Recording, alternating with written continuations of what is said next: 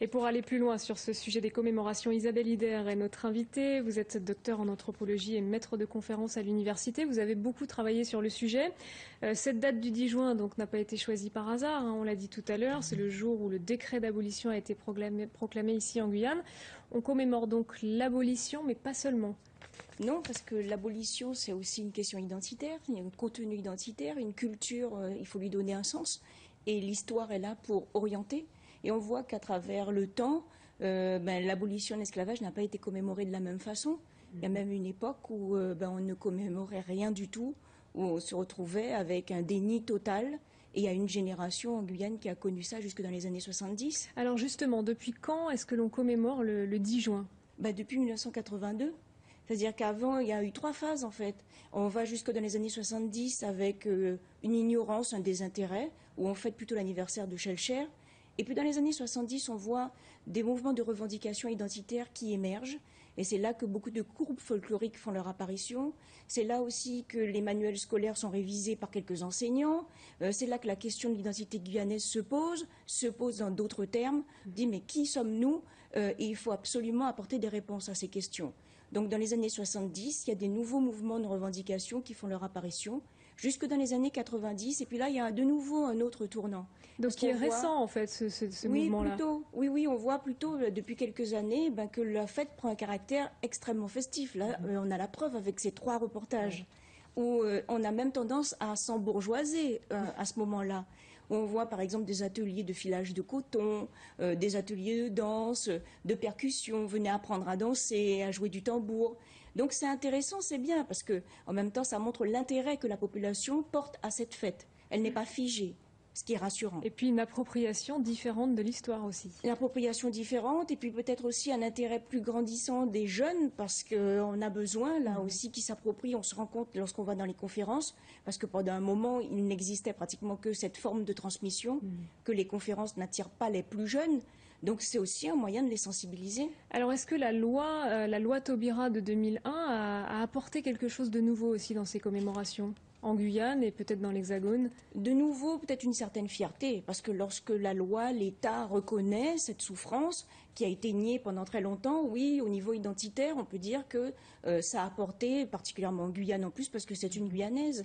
Mais ce qui est intéressant, c'est d'analyser après le contenu et l'impact que ça a au niveau national.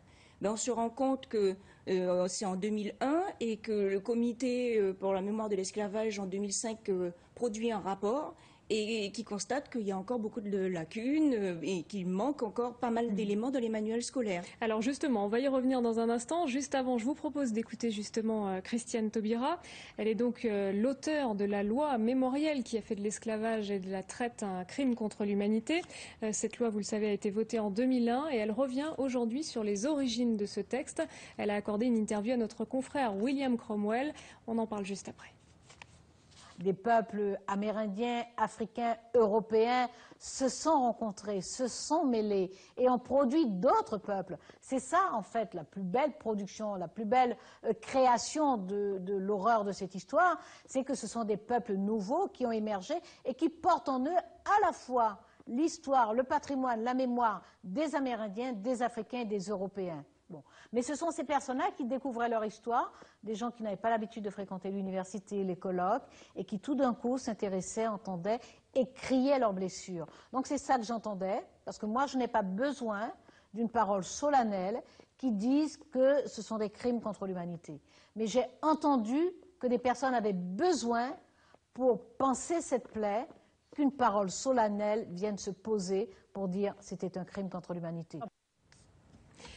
Alors Isabelle Ider, aujourd'hui donc il existe une loi, il existe le 10 juin, donc cette date où l'on commémore l'abolition de l'esclavage. Est-ce qu'il faut aller plus loin maintenant? Oui, bon, il y a des avancées, mais pas un accomplissement non plus. C'est-à-dire qu'on constate 2 grandes tendances.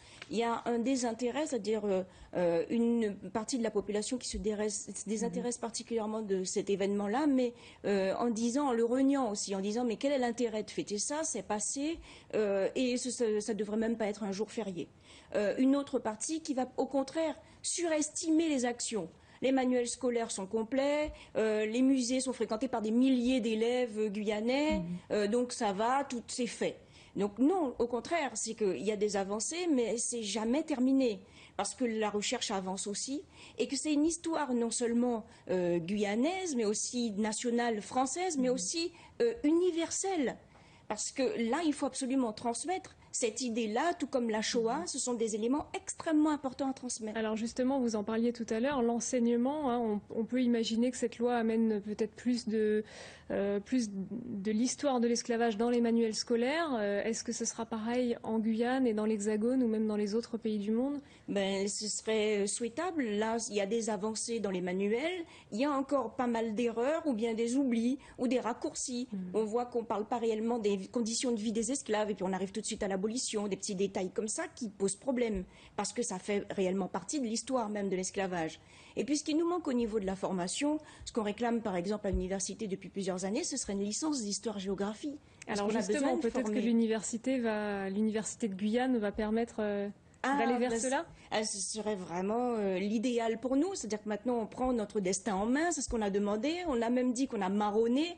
Donc, pourquoi pas donner, accorder à cette université de Guyane qui va naître dans quelques semaines, un nom de marron, pourquoi pas, symboliquement, et puis demander même à des plus jeunes d'apporter leur contribution, de réfléchir.